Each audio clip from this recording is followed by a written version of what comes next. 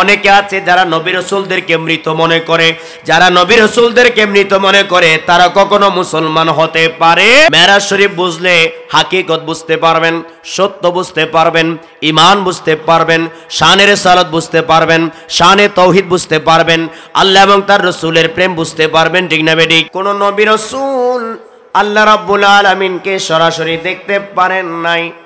সকল নবী রাসূল আল্লাহর প্রিয় নবী আল্লাহকে দেখার জন্য আবেদন করেছেন, প্রার্থনা করেছেন, কিন্তু আল্লাহ রাব্বুল আলামিন কাউকে সরাসরি দেখা দেন নাই।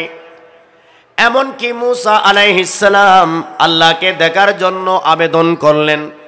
আল্লাহ রাব্বুল আলামিন মূসা আলাইহিস সালামকে বললেন, লান তারানি, ও আমার মূসা নবী, তুমি আমাকে দেখতে পারবে না, আমি তোমাকে দেখা দেব না। এর অর্থ হলো আমি তোমাকে সেই শক্তি দেব না, তুমি আমাকে দেখতে পারবে। একমাত্র আল্লাহর হাবিব রাহমাতুল লিল আলামিন সাল্লাল্লাহু আলাইহি ওয়া আলিহি ওয়াসাল্লাম তিনি একবারও বলেন নাই আল্লাহ আপনাকে সরাসরি দেখতে চাই, কারণ প্রিয় নবী সবসময় তো আল্লাহকে দেখার মধ্যে আছেন। আওয়াজ দিয়ে বলুন সুবহানাল্লাহ। আল্লাহর প্রিয় হাবিব আমাদের প্রিয় নবী সাল্লাল্লাহু আলাইহি ওয়াসাল্লাম আল্লাহ কি দেখেন সব সময়। সকল নবী রাসূল দ্বীনের দাওয়াত দিয়েছেন, ইসলামের দাওয়াত দিয়েছেন। কোন নবী রাসূল আল্লাহকে দেখে দেখে দাওয়াত দেন নাই। আল্লাহর সাথে কথা বলেছেন, ওয়াহী নাজিল হয়েছে, এর পরিপ্রেক্ষিতেই দাওয়াত দিয়েছেন। কিন্তু আমাদের নবী আল্লাহ রাব্বুল আলামিনকে দেখেই কলেমার দাওয়াত দিয়েছেন। সুবহানাল্লাহ।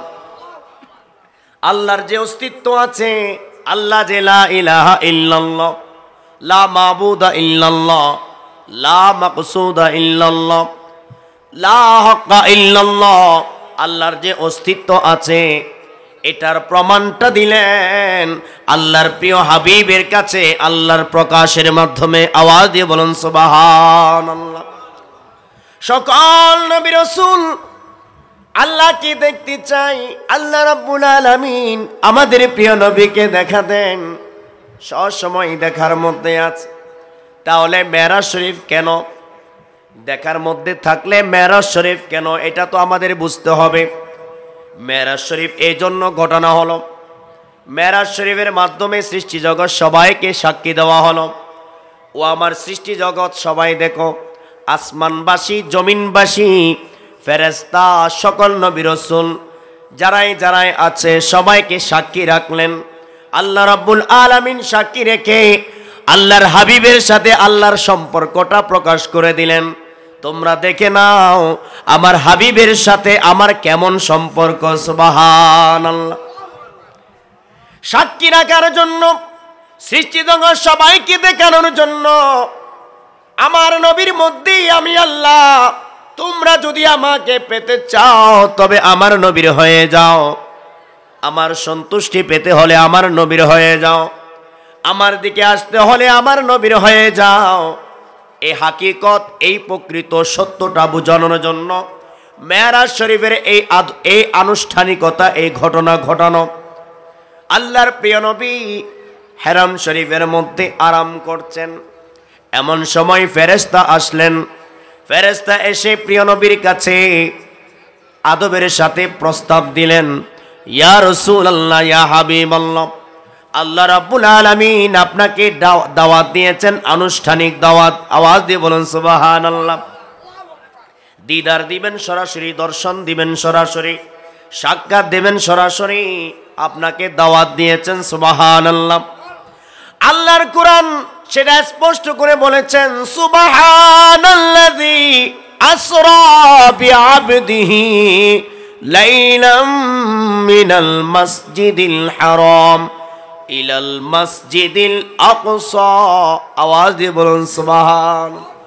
কোরআনে পাক সূরা বনী ইসরাইল 15 নম্বর পারার 1 নম্বর আয়াত। আল্লাহ রাব্বুল আলামিন স্পষ্ট করে কোরআনের মধ্যে ঘোষণা দিলেন, আমার হাবিবকে আমি আল্লাহ মক্কা শরীফ থেকে বাইতুল আকসা, বাইতুল মুকাদ্দাস, ফিলিস্তিনের মধ্যে যে বাইতুল মুকাদ্দাস অবস্থিত, সেখানে আল্লাহ রাব্বুল আলামিন তাশরিফ নিলেন, নিয়ে গেলেন প্রিয় হাবিবকে। প্রিয় হাবিব সেখানে উপস্থিত, আর সকল নবী রাসূল প্রিয় নবীর জন্য অপেক্ষায় আছেন। সুবহানাল্লাহ। বাইতুল আকসা, যে বাইতুল আকসা বর্তমানে উগ্রবাদী ইহুদিরা জবরদখল করে মুসলমানদের উপর নির্যাতন নিপীড়ন করছে, যে ফিলিস্তিনের গাজার মধ্যে আজকে রক্তের সাগর ভাসছে, আমাদের মা বোনদের ইজ্জত নষ্ট হচ্ছে, শিশুদেরকে হত্যা করছে নির্বিচারে, অসংখ্য মানুষের জীবন ঝরছে, মুসলমানের অস্তিত্ব নষ্ট হচ্ছে। এই ফিলিস্তিনের মুসলমান যারা উঁচু করে দাঁড়াতো, আজকে সেই মুসলমানদেরকে কোনো পাত্তা দেওয়া হচ্ছে না। কেননা মুসলমানরা নিজেদের পথ থেকে দূরে সরে গেছে। ওই কর্তৃত্ব, আধিপত্য, পৃথিবীর যেই নেতৃত্ব, সেখান থেকে মুসলমানরা দূরে সরে আছে। মুসলমানরা কেবল বাতিল জালেম অপশক্তির দালালিতে লিপ্ত। তাই আজকে নির্যাতিত, নিপীড়িত, নিষ্পেষিত মুসলিম জাতি ওই ইহুদি খ্রিস্টানদের মাধ্যমে আজকে নির্যাতিত। ফিলিস্তিনের মুসলমানের উপরে নির্যাতন, অবশ্যই সকল মুসলমানের উপর নির্যাতন, শুধু তা নয়, মানব মণ্ডলীর উপর নির্যাতন। তাদের কষ্ট এখন আমাদেরকে কষ্ট দেয় না, তাদের যন্ত্রণা আমাদেরকে যন্ত্রণা দেয় না। ফিলিস্তিনের মুসলমানের হত্যাকাণ্ডে আমাদের একটু কান্না করায় না। এর অর্থ হলো আমরা এখনো মুসলমান হতে পারি নাই।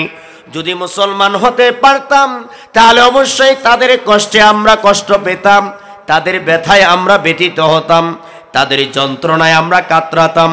কিন্তু বর্তমানে দেখা যায় এই মুসলমানের উপর নির্যাতন, নিপীড়ন, অসংখ্য মুসলমানকে অকাতরে হত্যা করেছে। ছোট ছোট দুধের শিশুদেরকে পর্যন্ত রেহাই দিচ্ছে না, অকাতরে নির্বিচারে হত্যা করছে, জুলুম করছে। এই অবস্থায় আমরা আমাদের মতো করে আছি, এই খবর আমাদের নাই। তাহলে বোঝা গেল আল মুসলিমু আখুল মুসলিম, আল মুসলিমু কাজিসমিন ওয়াহেদ। আল্লাহর প্রিয় নবীর সেই বাণীগুলো আমাদের মধ্যে প্রয়োগ নাই। আল্লাহর প্রিয় নবী বললেন মুসলিম মুসলিম, ভাই ভাই। যদি ভাই ভাই হতাম তাহলে অবশ্যই এক ভাইয়ের কষ্টে আমি ভাই হিসেবে কষ্ট পেতাম, আমার তা খবর থাকতো, তার প্রতিবাদ করতাম। কিন্তু আমাদের মধ্যে সেই চেতনা নাই। নির্বিচারে মুসলমান মারে আর আমরা আরামে দিব্যি ঘুরে বেড়াচ্ছি। ঠিক না বেঠিক? আমাদের সে ব্যথা আসতে হবে, আমাদের সে কষ্ট আসতে হবে, আমাদেরকে সেটা ভাবতে হবে। মুসলমানের উপর নির্যাতন, অবশ্যই সেটা ফিল করতে হবে। আজকে কেন এই নির্যাতন, কিসের কারণে এই নির্যাতন, এই নির্যাতন থেকে কিভাবে আমরা উত্তরণ করব, কিভাবে রেহাই পাবো, কিভাবে মুসলিম মিল্লাতকে উদ্ধার করতে পারবো, কিভাবে মানব মণ্ডলীকে বাঁচাতে পারবো, তার জন্য আমাদেরকে কাজ করতে। ঠিক না বেঠিক? ঘরে যখন আগুন লাগে, সবাই যদি ঘুমিয়ে থাকি, আগুনে দাও দাও করে জ্বলতে থাকবে, ঘর নষ্ট হবে। ঠিক না বেঠিক?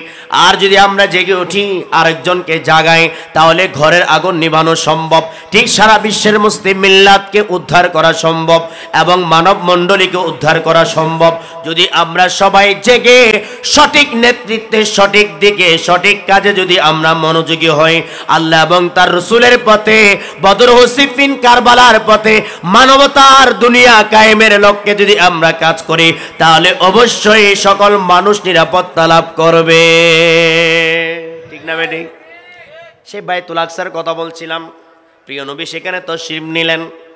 এরপর সকল নবী রাসূল তশরিফ। সকল নবী রাসূল কারা?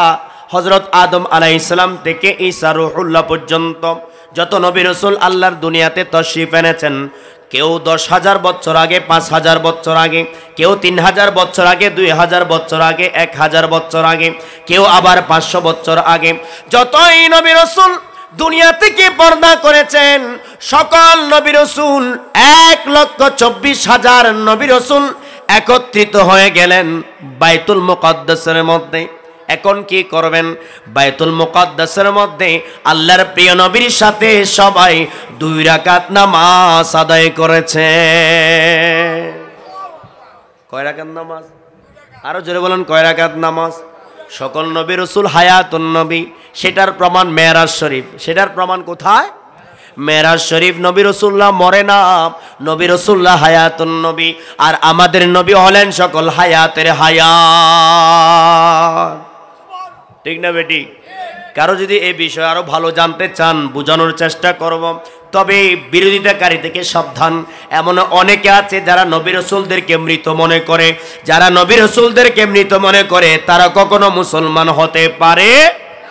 আল্লাহর কোরআন বলে লা তাকুলু লিমান ইউকতালু ফি সাবিলিল্লাহি আমওয়াত বাল আহইয়াউ ওয়ালাকিন লা তাশউরুন।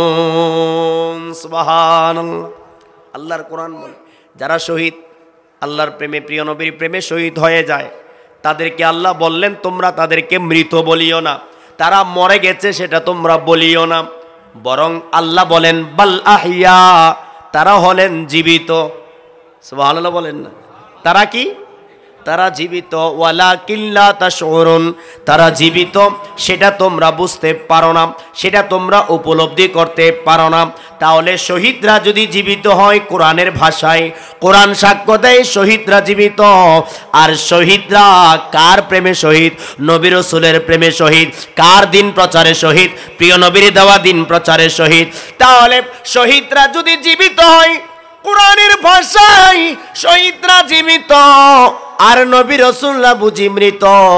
কেউ যদি মনে করে নবী রাসূল মৃত, অবশ্যই অবশ্যই তার আত্মা মৃত। ঠিক না বেটি? আরো যে বলুন ঠিক কিনা? সেজন্য মেরাজ শরীফ বুঝতে হবে। আজকের এই মেরাজ শরীফের আলোচনা বুঝতে হবে।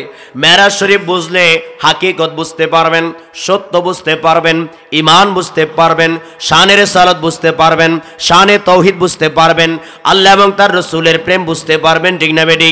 আল্লাহুম্মা সাল্লি আলা নাবিয়িনা মাওলানা মুহাম্মদ ওয়া আলা আলি। জোরে। তুমি প্রিয় হাবিব সাল্লি আলা, তুমি প্রিয়। আর আওয়াজ দিয়ে পড়েন, মোহাব্বত দিয়ে পড়েন, তুমি প্রিয় হাবিব সাল্লি আলা, তুমি প্রিয়। কি নামে ডাকিব প্রিয় নবী তোমায়, কি নামে ডাকিব ডেকেছে তোমায় খোদা, ডেকেছে তোমায় খোদা ভালোবাসায়, তুমি প্রিয় হাবিব সাল্লি আলা, তুমি প্রিয়। আমার পেছনের বাইরে যারা আসছেন এদিকে সামনে চলে আসেন, আমার পীর ভাইদেরকে বলছি, ডাক্তার সাহেব সামনে আসেন, মুরব্বী সামনে আসেন। তুমি প্রিয় হাবিব সাল্লি আলা, তুমি প্রিয়। এদিকে বস। কামলিওয়ালা কি নামে ডাকিব। ইমন ভাই চলে আসেন, স্টেজে চলে আসেন ইমন ভাই। কি নামে ডাকিব প্রিয় নবী তোমায়, কি নামে ডাকিব। আপনি উপরে চলে আসেন। ডেকেছে তোমায় খোদা, ডেকেছে তোমায় খোদা ভালোবাসায়, তুমি প্রিয় হাবিব সাল্লি আলা, তুমি প্রিয় হাবিব। আর মোহাম্মদ বলেন প্রিয় হাবিব সাল্লি আলা, তুমি প্রিয় হাবিব। ইয়াসিন তাহা তোমারি শান, আল্লাহর সাথে থাকে তোমারি নাম। ইয়াসিন তাহা তোমার তোমারি শান, আল্লাহর সাথে থাকে তোমারি নাম, তোমার তারিফ সব সপিয়ে দিলেন, তোমার তারিফ সব সপিয়ে দিলেন। আল্লাহ তাআলা তুমি প্রিয় হাবিব, সাল্লি আলা তুমি প্রিয়। আর মোহাম্মদে পড়ন্তি প্রিয় হাবিব, সাল্লি আলা তুমি প্রিয় হাবিব। কাম হাজির নাজির জাহির বাতিন, সুবহানাল্লাহ। এগুলো বোঝার জন্য মেরাজ শরীফ বুঝতে হবে। মেরাজ শরীফ না বুঝলে হাজির নাজিরও বোঝা সম্ভব না, সেজন্য অস্বীকার করে, ঠিক না বেঠিক? খেয়াল করবেন, যারা হাজির নাজির বিশ্বাস করে না তারাই মেরাজ শরীফ অস্বীকার করে, ঠিক না বেঠিক? যারা মেরাজ শরীফ স্বীকার করে তারাই হাজির নাজির মানে, ঠিক না বেঠিক? সেজন্য হাজির নাজির বুঝতে হলে মেরাজ শরীফ বুঝতে হবে। আর মেরাজ শরীফ যে বুঝে সেই আল্লাহ এবং রাসূলকে পাবে। হাজির নাজির জাহির বাতিন, হাজির নাজির জাহির বাতিন। সৃষ্টির মূলে তুমি তুলনাবিহীন, সৃষ্টির মূলে তুমি তোমার নূরে সব, তোমার নূরে সবই জাহান, তোমার নূরে সবই জাহান। হলো উজালা তুমি প্রিয় হাবিব, সাল্লি আলা তুমি প্রিয়। কি নামে ডাকিব প্রিয় নবী তোমায়, কি নামে ডাকিব ডেকেছি তোমায় খোদা, ইয়া রাসূলুল্লাহ ইয়া হাবিবাল্লাহ। ডেকেছি তোমায় খোদা ভালোবাসায় তুমি প্রিয় হাবিব, সাল্লি আলা তুমি প্রিয়।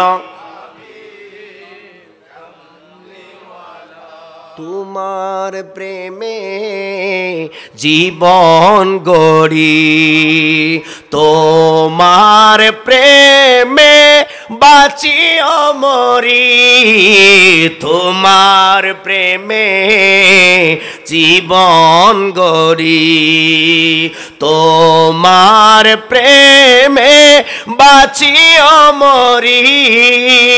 সব জগতে প্রিয় হাবিব, সব জগতে প্রিয় হাবিব, রহমত আলা তুমি প্রিয় হাবিব, সাল্লি আলা তুমি প্রিয়। কি নামে ডাকিব প্রিয় নবী তোমায়, কি নামে ডাকিব ডেকেছে তোমায় খোদা, ডেকেছে তোমায় খোদা ভালোবাসায় তুমি প্রিয় হাবিব।